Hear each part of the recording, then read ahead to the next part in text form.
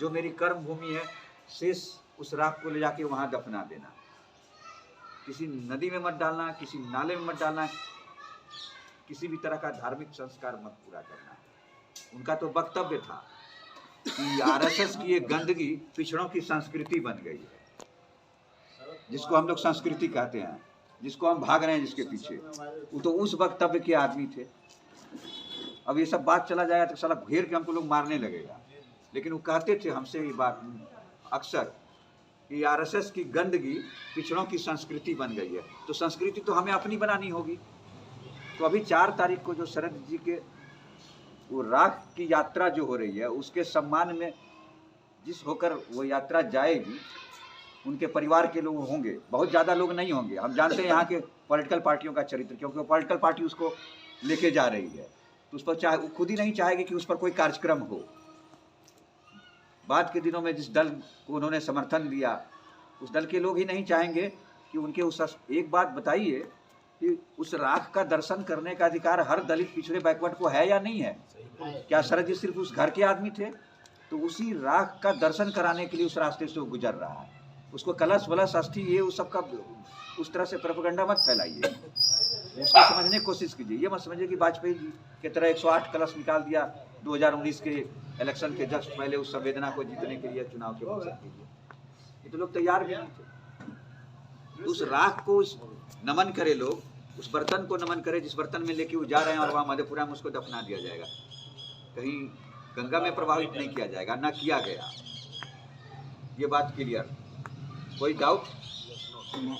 अब प्रश्न आया कि कैसे उनके मुनियों को बढ़ाया जाए, किस तरह से उनको उनकी आवाज़ को बनाया जाए। तो बिल्कुल सत्य बात है कि जब तक वैचारिक रूप से मजबूत करके विधानसभाओं में और लोकसभाओं में उनकी सोच से मेल खाती हुई कुछ परसेंट के भी लोग अगर हैं, तो उनको चिन्हित किया जाए, उसको ट्रेंड किया जाए, उसको मिल के सदन में भेजा जाए, जैसे जिस तरह से सोशलिस्टों ने उस जमाने में भेजने की परंपरा शुरू की थी। लगाम तो हम आप ने छोड़ दिए, हम आप पैसे के पीछे भागने लगे ना। लगाम तो अभी भी आपके हाथ में है कि पॉलिटिकल पार्टी के हाथ में लगाम है?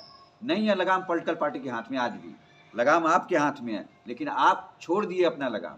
अगर जिस दिन आप उस लगाम को अपने हाथ में लेकर खींचेंगे, फिर शरद यादव जैसे लोगों को, उस रास्ते पर चलने वाले लोगों को, कर्पूरी जैसे लोगों को, लोहिया जैसे लोगों को, इस तरह से मेल खाते हुए इस तरह के विचार रखने वाले कृपलानी जैसे लोगों को, लिमिया जैसे लोगों को, जिनका ऐसा व्यक्तित्व था, राजनारायण जैसे लोगों को, इसमें से तो मैक्सिमम लोग ऊंची जात के लोग थे, इसमें से मैक्सिमम लोग ऊंची जात के लोग थे, लेकिन हम समर्पित थे, तर्पित थे आपके समाज के उत्थान के लिए।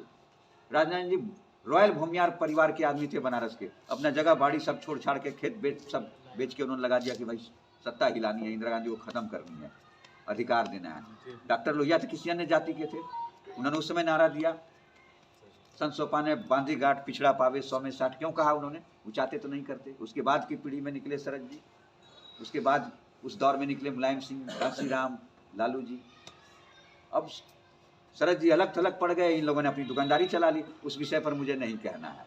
तो लगाम किसके हाथ में था? जनता के हाथ में था। लगाम किसके हाथ में था? हम सब भाइयों के हाथ में था। हमने छोड़ दिया, हम दलों के पीछे भागने लगे। अभी एमपी यहाँ कोई आ जाए, सब उठ के भाग जाइएगा, यहाँ बैठ के नहीं सुनिएगा। तो सेल्फ नियंत्रण की जरूरत है। एमपी क्या होता है? प्रोटेक्ट करना सीखिए ना। अभी आलोक भाई कह रहे थे, उनकी बात से मैं सहमत हूँ कि हर आदमी यहाँ 1 लाख से अधिक के भीड़ और कैपेसिटी का आदमी है, क्योंकि आप सब लोग समाज के ब्रेनिस्ट लोग हैं, बुद्धिजीवी लोग हैं। 1 लाख नहीं, आप लाखों लोगों के बराबर एक आदमी हैं। इतनी पेशेंस के साथ किसी पॉलिटिकल पार्टी में सभा होती है क्या? किसी भी पॉलिटिकल पार्टी में लोग बैठ के इतनी शिद्दत के साथ बात करते हैं और सुनते हैं क्या? आज भी। तो लगाम कसना सीखिए, लगाम अपने हाथ में लीजिए और राजनेता पैदा कीजिए, अच्छे एक्टिविस्ट पैदा करने की कोशिश कीजिए। हारिएगा कोई बात नहीं, हारिए। इस मुजफ्फरपुर जिले को मुक्त करने की बात आई, ये किसी भाई की पीड़ा है। इस तरह से हो सकता है सब भाइयों की पीड़ा हो, लोग नहीं कह पा रहे हो, कुछ लोग डरते हो, लेकिन मन में बात रहता हो। लगाम लीजिए। डॉक्टर लोहिया किराई मुसहर को उन्होंने लड़ा दिया सामंती सोच के खिलाफ। ग्वालियर परिवार की महारानी के खिलाफ एक उसी के घर में काम करने वाली दाई को लड़ा दिया चुनाव। और कोई भी बड़ी बदलाव के लिए विधानसभा और संसद में जब तक आपकी आवाज़ बुलंद नहीं होगी, वहाँ आपका रिप्रेजेंटेटिव नहीं जाएगा, आपकी वकालत वहाँ नहीं करेगा, आपके शब्दों को नहीं रखेगा, आपकी समस्याओं को वहाँ नहीं रखेगा, तब तक यह समाज गुलामी से मुक्त नहीं हो सकता है। कैपिटलिज्म बढ़ रही है, धीरे धीरे कंपनी बढ़ते जा रही है। पार्टी मत कहिए, कंपनी कहिए। कंपनी राज चल रहा है जो ब्रिटिश हुकूमत में चल रही है। कोई भी आदमी आज़ाद नहीं है, कोई भी आदमी आज़ाद नहीं है। दलों की व्यवस्था समाप्त हो गई है, दल में बैठ के निर्णय खत्म हो गए हैं। आप उम्मीद करते हैं वैसे लोगों से, उनके चुने हुए नुमाइंदों से? कितने लोग उस तरह का सवाल उठाया विधानसभाओं में या संसद में? कितने लोग बात करते हैं सामाजिक न्याय के मूल्यों पर और उसके वोट बैंक पर रोटी सेकने वाली बिहार की पॉलिटिकल पार्टियों से मैं जानना चाहता हूं कि भाई, जब जाति जनगणना का डिसीजन आप ले सकते हैं के लिए, जिसने सब कुछ किया, बीपी मंडल, जिन्होंने 40 रिकमेंडेशन की, जिसमें से एक मंडल आरक्षण था, दूसरा उसमें से था जाति जनगणना, खेती बाड़ी, तमाम तरह के 40 अनुशंसाओं में लंबी बात हो जाएगी, पढ़िए आप लोग, उसमें से भी एक जाति जनगणना था। तो भाई, जाति जनगणना के सवाल को लेकर आप कीजिए। उस मंडल की जन्म स्थल की धरती से लेकर उनकी कर्मभूमि स्थल लेकर दिल्ली मार्च कीजिए पैदल।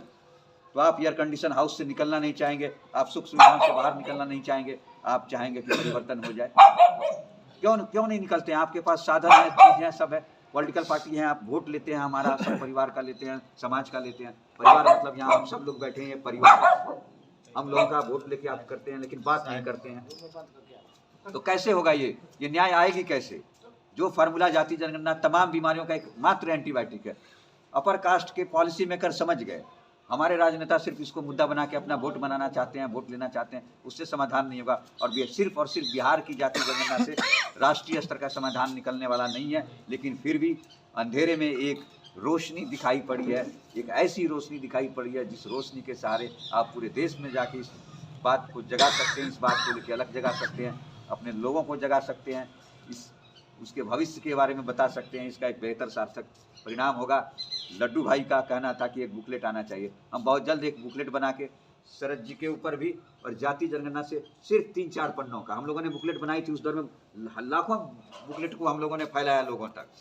फिर से हम उस बुकलेट को छापेंगे। बहुत न्यूनतम संसाधनों में हम लोग काम करते रहे, जिसमें लोहिया जी यहाँ हैं, ये जानते हैं। जब हम लोगों ने भितियरवा के चंपारण से सत्याग्रह के सिद्धांतों पर निकल पड़े, उस यात्रा को लेकर मुजफ्फरपुर में मिले दीप नारायण बाबू जैसे लोग, आलोक भाई वहाँ चलते रहे, चंदन जी कदम से कदम मिला के चलते रहे, भाई विकास जी हैं चलते रहे, नरेश भाई चले गए, जहाँ जहाँ गए वहाँ चले गए। इतना कर्मठ सोच रखने वाले कर्तव्यनिष्ठ आदमी हैं ये, लगे रहे सब लोग मिलकर कहे कि भाई वहाँ भी था कि जाति जनगणना, इससे क्या निकलेगा? ये 5-6 लोग चलता है, क्या होना है?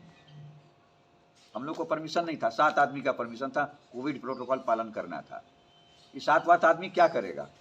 कभी कभी निराशा भी होती थी। एक दौर आया कि इसको बंद कर देना चाहिए, चलना है वापस चलते हैं।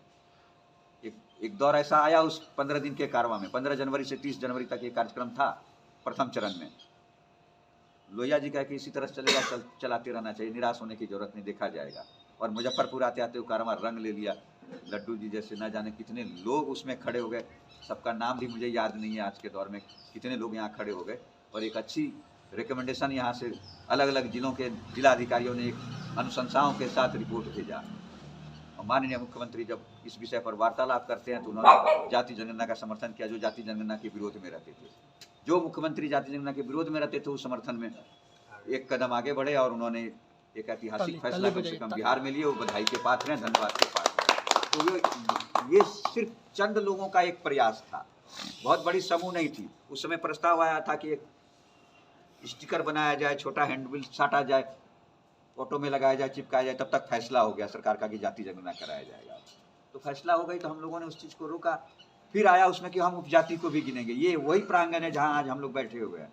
हम लोग, मेरी चिंता बढ़ी कि अगर उपजाति को गिन लिया गया तो इसको ऊन के गोले की तरह इतना उलझा दिया जाएगा कि ये बर्बाद हो जाएगा और कोई डेटा निकल कर नहीं आएगा। जैसे राष्ट्रीय स्तर पर भारतीय जनता पार्टी और कांग्रेस पार्टी दोनों ने मिलकर जाति जनगणना को उलझा दिया और देश के संसाधनों का बंटाधार कर दिया। लगभग 5,000 करोड़ रुपया बर्बाद कर दिया था। हमने कहा कि यहाँ भी 500 करोड़ रुपया बर्बाद हो जाएगी, लेकिन हम लोगों को लगता है या दूसरे लोगों को लगता है कि इन लोगों के बोलने से होता क्या है। लेकिन जब जब बोली गई है मुजफ्फरपुर से, सरकार की कान खड़ा हुई है, सरकार सुधारती है। और जाति आधारित जनगणना से उन्होंने उपजाति को हटाया। आप लोग को मालूम है, अखबार में भी छपी, सब जगह छपी, प्रारूप से भी किया कि नहीं अब जातियों की हम गिनती करेंगे। तो आज तो हम लोग संख्या बल में बढ़ रहे हैं, लेकिन अभी संख्या बल को एक संगठनात्मक तरीके से किस तरह से विस्तार किया जाए जनहित अभियान का, इस पर हम लोग बातचीत करेंगे। अभी सिर्फ 10 से 15 मिनट, इससे ज़्यादा नहीं, फिर सभा हम समाप्त करेंगे। तो ये तमाम तरह की चीज़ें थी। भाई पटेल जी ने भी अपनी चिंताएं जाहिर की, उनकी चिंताएं भी से भी मैं अवगत हूँ, उसको कैसे दूर किया जाए। वो तब उस तरह की चीज़ें दूर होने लगेगी जब हमारा संगठन 16 प्रखंड में फैल जाए। आप लगाम ले लीजिए अपने हाथ में, 16 प्रखंड फैल गए। हर प्रखंड में 1 या 2 आदमी नरेश भाई की तरह, लोहिया जी की तरह काम करने वाली दाई को चुनाव लड़ाकर एक प्रतीक चिन्ह दिया था। और मुरहो स्टेट में जबकि कई जिलों को मिलाकर एक लोकसभा क्षेत्र 1952 में हुआ करती थी, वहाँ से किराई मुसहर जी को, जिनको एड्रेस करना नहीं आता था, उनको ले चुनाव जिताकर डॉक्टर लोहिया भारत के सर्वोच्च पंचायत में ले गए। सर्वोच्च पंचायत में किराई मुसहर जी को ले गए। तो वो लगाम आपके हाथ से बिछड़ी नहीं है। हम सिर्फ सोचते हैं।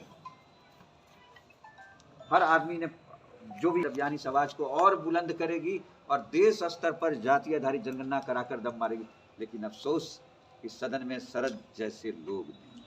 आज अब इसकी आवाज़ वहाँ कोई नहीं उठाएगा। मैं 8 वर्ष से प्रयास कर रहा हूँ, एक आदमी बोलने के लिए सदन में तैयार नहीं। पहले हमारा पर्चा चला जाता था, जनहित अभियान एक पर्चा जारी करती थी हर सत्र में, हर तरह के सवाल पर। उस पर्चे को देखकर पार्लियामेंट में, सदन में लोग बोले हैं, पार्लियामेंट में रिकॉर्ड है इस सब चीज़ों का। अब तो जाके मिलता हूँ, घंटों समय बर्बाद करता हूँ, सुन लेता, बाद में नहीं बोलता, फिर मिलते हैं, कहता कि आपके विषय पर बोलने से चुनाव में खतरा महसूस होता है। तो आप कंपनी के लिए जब काम कीजिए तो खतरा महसूस होगी ही।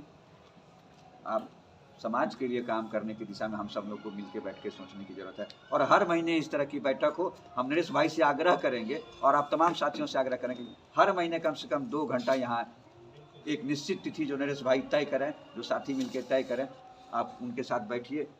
आगे की रणनीति कैसे हो, समय समय पर हम लोग मिलते जुलते रहेंगे, इसको आगे बढ़ाएंगे। और कमर कसिए, नहीं कमर कसिएगा तो लगाम तो छोड़ ही दिए हैं, राज्य भी जाएगा, देश तो चला ही गया, सब कुछ चला जाएगा। और फिर बाबा जी का घंटी जो रोज घर में बजा रहा लोग, अब लीजिए और घंटी झूठ मूठ का बजाते रहिए। आप सोए हैं घर में, बचवा सब घंटी बजा रहा है, आप कहीं हैं घर में घंटी बजा रहा है, तो वो फिर घंटी बजने लगेगी। घंटी को बजाने से रोकने के लिए सिर्फ जो एंटीबायोटिक है, जो मजबूत दवा है, ये जातीय जनगणना ही है। जिस दिन जातीय जनगणना इस देश में हो जाएगी, लोगों की चूल हिल जाएगी, सामंती सोच दरकर तरक जाएगी, समा जाएगी, पता नहीं चलेगा। और आपके अधिकार, इस देश के संसाधनों पर उचित बंटवारा के लिए आपकी आवाज़ बुलंद होगी। इस देश के संसाधनों पर कब्जा किसका है, आज तक पता ही नहीं है।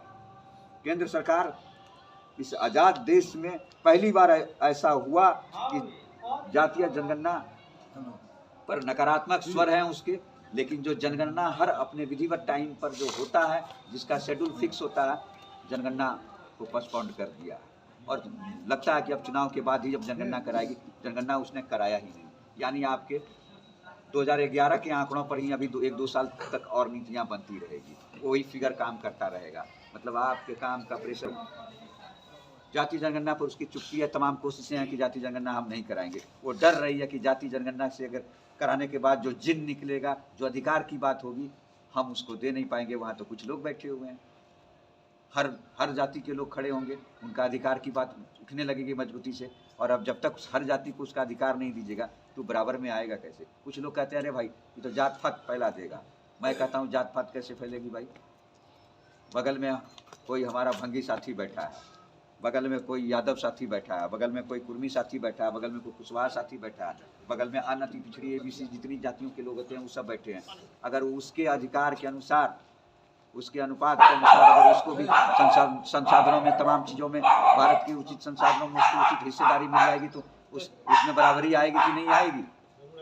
और बराबरी आएगी तो फिर ये होगा कि तुम पंडित हो, तुम फलना हो, तुम चिल्ला हो, तुम ये हो, तुम नीच हो, तुम शूद्र हो। मैं तो गर्व से कहता हूँ, जब हम लोग दिल्ली में चिल्लाते थे कि भाई कितनों कुछ कर लीजिए, हम सब शूद्र ही शूद्र हैं, तभी कहता साला पगला गया, इसको मेंटल हॉस्पिटल में भर्ती कर देना चाहिए। यही जिनकी बात आपका अभी पटेल जी ने कहा, यही बात बालकनाथ जी ने कहा कि उत्तर प्रदेश के पूर्व मुख्यमंत्री जी कहते हैं मैं शूद्र हूँ। इनको ये बात समझने में 15 साल लग गया। हम तो उनके करीब बोलते ही रहे। कि आप लाख कोशिश कर लीजिए, लात जूते खाइएगा, ये ब्राह्मण लात जूता मारेगा आपको, ये आपका कभी नहीं है। आप इस फोकस से बाहर निकलिए, अपने इर्द गिर्द नज़दीक बैठने वाले लोग जो होंगे, आप शुभ चिंतकों को, आप शूद्रों को बिठाना शुरू कीजिए। हम शूद्र हैं, हम कितना भी कह लूँ कि मैं अपर कास्ट हो गया तो लोग नहीं मानेगा, नहीं समझेगा। कौआ चूने की तालाब में चूने चाय वहीं पीने लगे, चाय पी के फिर निकल गए। तो कम से कम उस जो राख है उसको, उस चाय से आप श्रद्धांजलि दे दीजिएगा। मेरी आप लोगों से आग्रह है, अपील है। वो कर्मकांड की ओर नहीं जाइए, कर्मकांड की ओर ही जाते तो अस्थि अपस्थि पता नहीं क्या क्या करता है। इसमें इन कर्मकांडियों की कमी थी, सब हाईजेक कर ले। नमस्कार, अभिवादन। मैं हूं रमाशंकर राय, आपके समक्ष आज 29 जनवरी 2023 है। अभी वर्तमान में हम सिकंदरपुर कुंडल ग्राम से बोल रहा हूं, जो मुजफ्फरपुर जिला राज्य बिहार में पड़ता है। यहां पर अभी आपने सुना जो जनहित अभियान के राष्ट्रीय संयोजक हैं राज नारायण जी अपने वक्तव्य को यहाँ पर जागरूक और समाज सेवी रूप में अपने विचारों को आगे बढ़ाने के लिए तैयार, सीखने जानने वाले का एक छोटा सा बैठक हो रहा है। इस बैठक की अध्यक्षता कर रहे हैं नरेश कुमार साहनी जी। इस बैठक सभा में हैं, आपको बताएं, आलोक पटेल जी, अभिजीत कुशवाहा जी हैं, पंकज साहनी जी हैं, लड्डू साहनी जी हैं, आपको बताएं हीरा यादव जी हैं, हरचंदर यादव जी हैं, आलोक यादव जी हैं। तमाम लोग यहाँ पर सभी जाति समाज से लोग बैठे हुए हैं। इसमें बात हो रही है कि बिहार में अंगराई है, देश में लड़ाई है, भारत सरकार को जाति जनगणना कराना होगा। ये विचार पर मंथन चल रहा है। और मुजफ्फरपुर की धरती पर यहाँ आप देख रहे हैं, मंडल मसीहा शरद यादव जी को सभी लोगों ने पुष्प अर्पित करके इनके तैल चित्र पर इन्हें श्रद्धा सुमन अर्पित किए हैं। और उनके विचार को कैसे जन जन तक ले जाना है, उनका जो सामाजिक विचार था, सांस्कृतिक विचार था, धार्मिक विचार था, और उसको आगे बढ़ाना है। 28 वर्षों से लगभग साथ में रहने वाले शरद जी के साथ राज नारायण भाई का मुजफ्फरपुर से एक सांसों जैसी संबंध जुड़ गई है, उसकी बातें हो रही हैं। विष्णु यादव जी हैं उनके बगल में, और विकास यादव जी हैं, ओम प्रकाश यादव जी हैं, तमाम लोग यहाँ पर उपस्थित हैं। बालकनाथ साहनी जी हैं। काफ़ी जोश खरोश से इस बातों को इन्होंने रखा है कि कैसे इस कारवा को आगे बढ़ाना है। इन्हीं शब्दों के बीच जो विचार मंथन है, जनहित अभियान का छोटा सा कार्यालय है, यहाँ से मैं रमाशंकर राय आपके समक्ष जय विज्ञान, जय संविधान, जय भारत, इस बात को अधिकतम लोगों तक ले जाने के लिए RSR लाइव के इस वीडियो को आप सब्सक्राइब करें और अधिकतम लोगों को शेयर करके राज नारायण भाई का विचार को ज़्यादा से ज़्यादा जगह तक ले जाने का प्रयास करें। यही मेरा अपील है, आग्रह है। रमाशंकर राय आपके समक्ष।